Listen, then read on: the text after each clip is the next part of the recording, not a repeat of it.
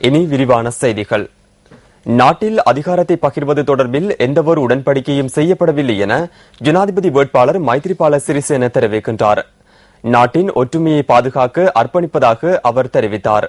கொழும்பில் இடம்பெற்ற ஊடகவியலாளர் சந்திப்பில் கலந்து கொண்ட போதே ஜனாதிபதி வேட்பாளர் மைத்ரிபால சிறிசேன இதனை தெரிவித்தார். මැතිවරණ ව්‍යාපාරය ආරම්භ වූ අවස්ථාවේ සිට தேர்தல் ஆரம்பித்ததிலிருந்து நீதியானதும் சுதந்திரமானதும் தேர்தலுக்காக நாங்கள் அனைவரும் அர்ப்பணிப்புடன் செயற்பட்டோம். எதிர்வரும் 8ஆம் திகதி தேர்தல் நிறைவு பெறும் போதும் நீதியானதும் சுதந்திரமானதும் தேர்தலுக்காக அர்ப்பணிப்பாக செயற்படுவோம். கடந்த சில நாட்களிலிருந்து நேற்று மாலை வரை பல துப்பாக்கி பிரயோகங்கள் மற்றும் பாரிய வன்முறை சம்பவங்களும் இடம்பெற்றன. பிரசார மேடைகளுக்கு தீ வைத்தல், ஆதரவாளர்களுக்கு அடித்து காயப்படுத்தல், காரியாலயங்களுக்கு தீ வைத்தல் போன்ற பல வன்முறை சம்பவங்கள் இடம்பெற்றன. பெல்மடுல்லையில் நான் கலந்து கொண்ட கூட்டத்திற்கு பாரிய கற்பிரயோகம் மேற்கொள்ளப்பட்டமை நாட்டின் ஜனநாயகம் மற்றும் சுதந்திரம் தொடர்பில் பாரிய சிக்கல் நிலையை ஏற்படுத்தியுள்ளது.